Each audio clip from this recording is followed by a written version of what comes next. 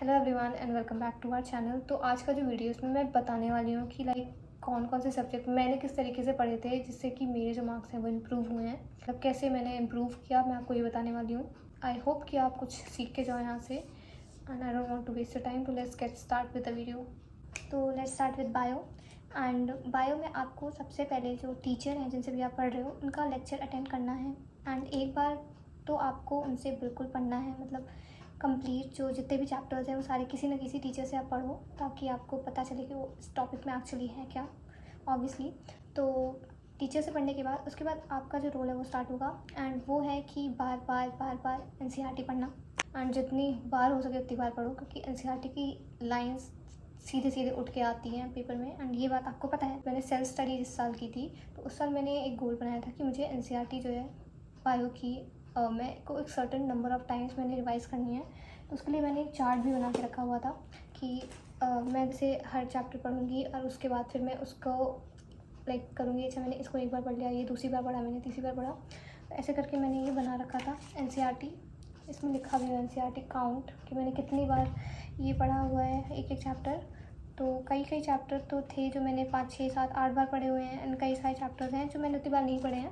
एक goal set कर लो कि जैसे आपको ये जो एनसीईआरटीज़ हैं बायो की वो आपको 11 बार पढ़नी है या 12 बार। मैंने 11 बार इसलिए रखा था क्योंकि एक लकी नंबर होता है 11। तो लेकिन मैंने 11 बार पढ़ी नहीं थी, ये बात अलग है, लेकिन मैंने गोल सेट किया था कि अच्छा मुझे इतनी बार पढ़ना है। तो उसके जब गोल आप हाई सेट करोगे तो आप कहीं उससे हाफ भी कर लोगे उतना, तो इट वुड बी बेनिफिशियल।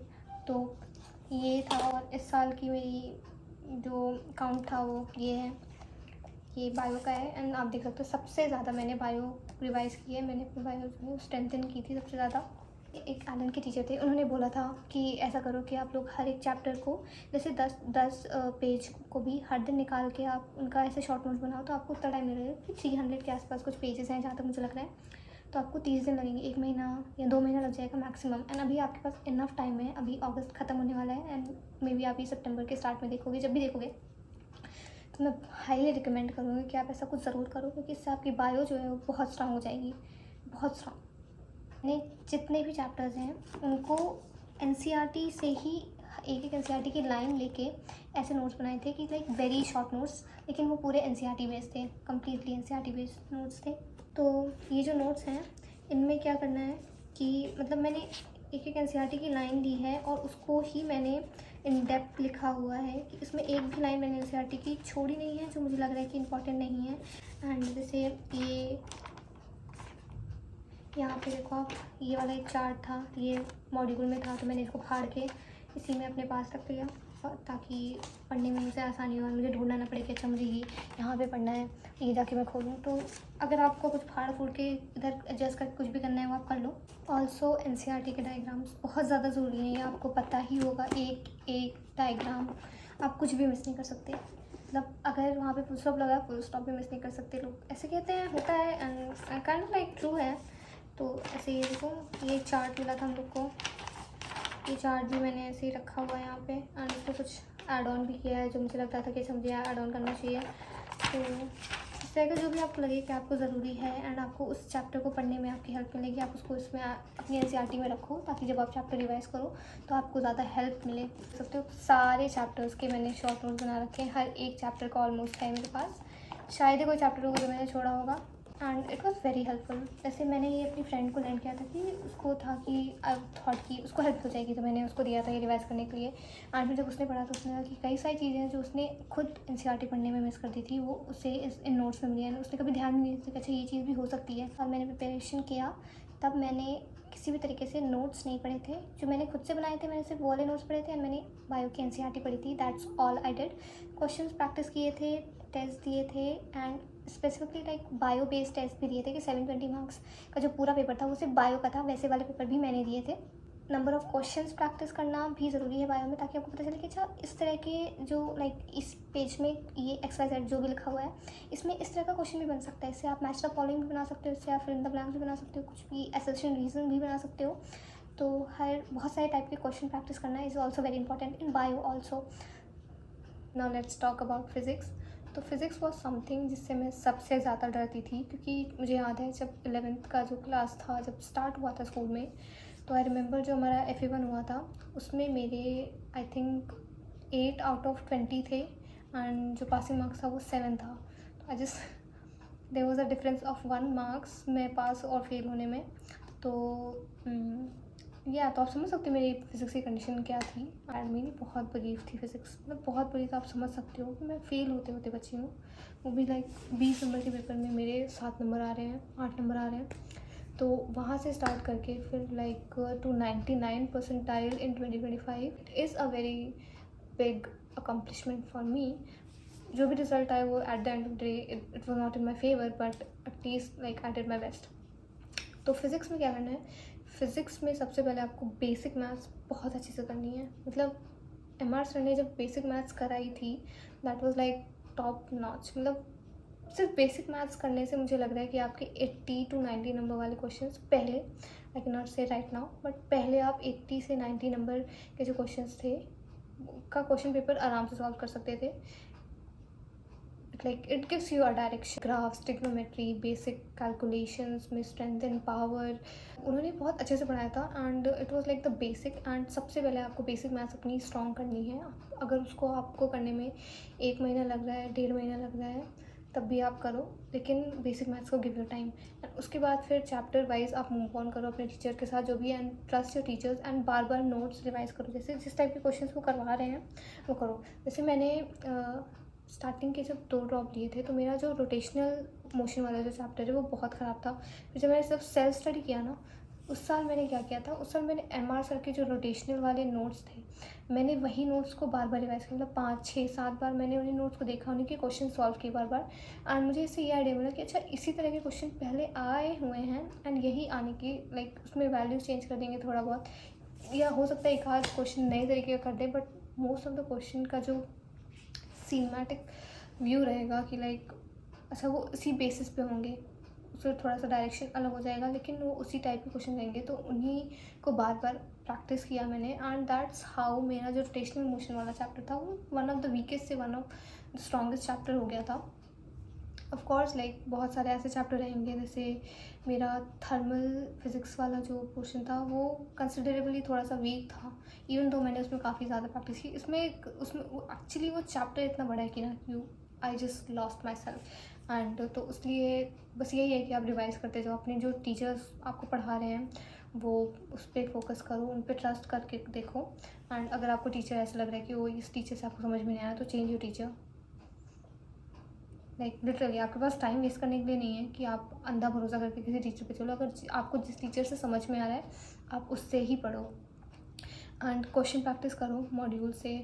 हो सके तो 2-2, 3-3 बार क्वेश्चन प्रैक्टिस करो, उसी वही सेम क्वेश्चंस करो, कोई दिक्कत नहीं है, नए क्वेश्चंस करो। एंड फिर आप क्या करो कि फ़िज़िक्स बेस्ड मॉक टेस्ट भी दो। जैसे पूरा जो पेपर है फिज़िक्स में तो ऐसा होता है ना कि like you have to solve everything. तो आपके पास अगर 180 क्वेश्चन है, 180 मिनट्स में सॉल्व करना उसको बहुत डिफिकल्ट हो जाएगा। तो हो सकता है कि 180 मिनट्स में आपको 90 क्वेश्चन मिले, तो उनको ट्राई करो ऐसे चैप्टर वाइज, ऐसे टाइम लगा के बैठो कि नहीं मुझे इतने मिनट में इतने क्वेश्चन हैं वो सॉल्व करने हैं। फिज़िक्स में और फॉर्मूला शीट्स भी बना सकते हो आप, मैंने वो नोट्स से ही बनाए हुए थे जो फॉर्मूला शीट्स थी मेरी। एंड फिज़िक्स में भी मैंने ऐसे एक लिख रखा था कि मतलब जैसे जो चैप्टर्स हैं वो कितनी बार पढ़ रही हूँ, रिवाइज कर रही हूँ। स्टार्टिंग में मैं कर रही थी ऐसे नोट की, अच्छा मैंने 1-2-3 बार हो गया उसके। तो फिज़िक्स के लिए समराइज़ करने दो मुझे। And that is like you have to really strengthen your basic maths and trust your teachers. And अगर आपको लग रहा है कि आपके जो टीचर हैं वो उनसे आपको समझ में नहीं आ रहा तो चेंज योर टीचर, एंड जिस टीचर से आपको समझ में आप उनसे पढ़ो। Third, practice questions again and again, like same type के क्वेश्चंस आप प्रैक्टिस करो। इस साल जो नए क्वेश्चंस आए थे उस तरह के क्वेश्चंस आपको जो भी टीचर है वो आपको करवाएंगे ही, तो उनके थ्रू करो आप। एंड फोर्थ है कि फ़िज़िक्स बेस्ड मॉक टेस्ट भी दो आप, टाइम बेस्ड और फिज़िक्स बेस्ड, कि सिर्फ उसमें फ़िज़िक्स के क्वेश्चंस हों और टाइम के हिसाब से आप दो, ऐसा कुछ। तो ये रहेगा मेरा फ़िज़िक्स का वो कि स्ट्रैटेजी फॉर मी जो मेरे लिए वर्क किया था। So let's move on to chemistry. And chemistry में 3 पार्ट्स हैं। सबसे पहले I would be talking about organic and inorganic. And organic और इनऑर्गेनिक का जो पोर्शन है वो काइंड ऑफ लाइक सेम तरीके से पढ़ना होता है कि you have to revise again and again. Of course like question practice भी करनी है, बट उससे ज़्यादा होता है कि आपको याद होना चाहिए। इनऑर्गेनिक में आपको रट्टे की बात है कि आपको रट्टा भी लगाना है, बट आपको समझना भी होता है एंड कुछ कुछ टॉपिक्स हैं जो आपको समझने पड़ेंगे अच्छे से। एंड यही है, ऑर्गेनिक में भी आपको रिएक्शन समझनी पड़ेंगे। समझ के करोगे तो आपको ज़्यादा अच्छे से बेनिफिट होगा, रादर देन जस्ट रिवाइजिंग कि अच्छा ये ऐसे हो गया वो ऐसे हो गया। लाइक रिएक्शंस आपको अगर पता है SNAE, SNR, SN1, SN2, E1, E2 जो भी रिएक्शंस हैं वो सारे अगर आप समझ के करोगे तो आपको बेटर एडवांटेज मिलेगा in organic. And also in दोनों में आपको जब भी आप ये करो कि आप नोट्स रिवाइज करो ना, तो उसके साथ आपको ये ध्यान रखना है कि आप एक बार NCERT भी रिवाइज करो। तो इनकी NCERT पढ़ना बहुत ज़रूरी है। इनऑर्गेनिक की खासकर आपको बहुत ज़्यादा ज़रूरी है NCERT पढ़ना। एंड ऑर्गेनिक में भी आपके जो रिएक्शंस दिए हुए हैं NCERT में वो बहुत ज़रूरी है। आपको लाइक वो पता होना चाहिए कि कौन कौन से रिएक्शंस है, कैसे किस चैप्टर में कौन सा रिएक्शन लिखा हुआ है फॉर ऑर्गेनिक। एंड इनऑर्गेनिक में भी काफ़ी सारे रिएक्शंस हैं, जैसे P ब्लॉक में कुछ चैप्टर्स, S ब्लॉक तो कर चुका है, हाइड्रोजन भी कर चुका है, तो D एंड F ब्लॉक में जो रिएक्शंस दिए हुए हैं वो सारे बहुत ज़रूरी हैं आपके। इनऑर्गेनिक की भी हर एक लाइन काइंड ऑफ बहुत ज़रूरी है। इनऑर्गेनिक में आपको बार बार NCERT पढ़नी है, नोट्स पर दिए गए हैं तो नोट्स भी रिवाइज करो, लेकिन आपको NCERT को भी वेटेज बहुत ज़्यादा देना है इनऑर्गेनिक के लिए। साथ में क्वेश्चन प्रैक्टिस भी करते रहो। इनमें किसी टाइप का आपको न्यूमेरिकल सॉल्व नहीं करना है। तो आपको जब क्वेश्चंस मिलेंगे, नए नए वैरायटी के क्वेश्चन मिलेंगे, क्योंकि वो थ्योरी बेस्ड है एंड हम लोग को इतनी आदत नहीं होती है कि हम लोग केमिस्ट्री के क्वेश्चन या केमिस्ट्री के NCERT को इतने अच्छे से नहीं पढ़े होते। तो हम लोग को ऐसा लगता है कि अच्छा ये क्वेश्चन हमने कभी पहले देखा ही नहीं है, लेकिन वो NCERT का ही होता है कई बार, एंड हम लोग ने कभी ऐसे ध्यान नहीं दिया होता इतना ज़्यादा कि अच्छा ये क्वेश्चन भी बन सकता है। तो आप नए नए वैरायटी के क्वेश्चन देखो जो NCERT बेस्ड हैं। एंड ये रहेगा आपके लिए ऑर्गेनिक और इनऑर्गेनिक का। And now talking about physical, तो फिजिकल में बेसिकली थ्योरी भी है, क्योंकि केमिस्ट्री है तो इसमें थ्योरी भी है एंड न्यूमेरिकल्स भी हैं। तो इसमें आप न्यूमेरिकल्स पे काफ़ी ज़्यादा ध्यान दो। थ्योरी NCERT से उतनी इंपॉर्टेंट नहीं है, बट मैं रिकमेंड करूँगी आप 1 या 2 बार तो ज़रूर देख लो, क्योंकि कुछ कुछ टॉपिक्स हैं जिनमें ऐसा है कि थ्योरी थोड़ी सी है वेटेज। अगर आप थ्योरी पढ़ लोगे तो आपके लिए वो बेटर होगा, अच्छे से आपको अंडरस्टैंड करना। एंड NCERT का कोई भी चैप्टर अगर आप पढ़ रहे हो तो वो कभी भी वेस्ट नहीं होगा। तो फिज़िकल के लिए you have to solve questions. आपको NCERT भी 1-2 बार ज़रूर देख लेना। एंड NCERT के क्वेश्चंस भी अगर आप कर सको तो बिल्कुल करो। NCERT के क्वेश्चन इज़ लाइक बहुत अच्छे क्वेश्चन हैं NCERT में। एंड लाइक अगर NCERT के क्वेश्चन आपसे बन जा रहे हैं तो आपको किसी चीज़ से डरने की ज़रूरत नहीं है, काइंड ऑफ ऐसा मैं कह सकती हूँ। लाइक क्योंकि NCERT के क्वेश्चंस काफ़ी अच्छे लेवल के हैं, कुछ भी फालतू के क्वेश्चंस नहीं है। एंड जब लाइक अभी चैप्टर्स कट हुए, टॉपिक्स कट हुए, तो उसके बाद काफ़ी कम टॉपिक्स बच गए हैं, काफ़ी कम चैप्टर्स। लाइक क्वेश्चन जो थे वो पहले बहुत ज़्यादा थे एंड काफ़ी कम हो गए हैं। तो आप ज़रूर एक बार देखो, लाइक आप उनके आंसर्स चाहे तो आप NCERT में ही लिख लो। तो जब भी आप वो करो ना कि आप रिवाइज कर रहे हो, तो एक बार आप उन क्वेश्चंस को देख लो, तो आपको आइडिया मिलेगा अच्छा इस तरह के क्वेश्चन है NCERT में, तो मुझे इस तरह के क्वेश्चन सॉल्व करने आने चाहिए। एंड मैं अब सब कंबाइन करके बताऊँ तो आपको सबसे ज़्यादा ध्यान देना है क्वेश्चन प्रैक्टिस करने में, NCERT रीड करने में, एंड आपके टीचर्स क्या बोल रहे हैं उनको सुनने में भी। क्योंकि कई बार ऐसा लाइक कई सारे टिप्स ऐसे टीचर्स बता देते हैं जो मेरे को लगता है कि अच्छा इनकी उतनी वैल्यू नहीं है, लेकिन that could be very like important and बहुत ज़्यादा चेंज ला सकते हैं आपकी प्रिपरेशन में। तो ज़रूर उनकी बात सुने एंड मेक श्योर कि you follow a good teacher, a good mentor, अगर आप किसी को फॉलो करते हो तो। एंड या that's it for the video. Question practice ज़रूर करते रहें। एंड अगर आप ये वीडियो भी देख रहे हो एंड यू आर थिंकिंग कि आप प्रिपरेशन करो NEET 26 की, तो आप जितनी जल्दी हो सके उतनी जल्दी शुरू करो, जितना, क्योंकि आपका जो पेपर है वो ऐसा नहीं है कि आप लास्ट के 1-2 महीने बहुत ज़्यादा रगड़ के आपका एकदम से नीट निकल जाएगा। अभी आप कंसिस्टेंटली स्टार्ट करो। एंड हो सक अगर आप कम भी पढ़ रहे हो, दिन में 6-7-8 घंटे भी पढ़ रहे हो, तो भी कंसिस्टेंटली पढ़ो। ऐसा नहीं है कि आप हर दिन पढ़ सकते हो, कि आप 10 घंटे 12 घंटे हर दिन पढ़ पाओ। ऐसे हमारी बॉडी की कैपेबिलिटी लाइक अगर है आपकी तो बहुत अच्छा है, लेकिन ऐसा नॉर्मली नहीं होता है।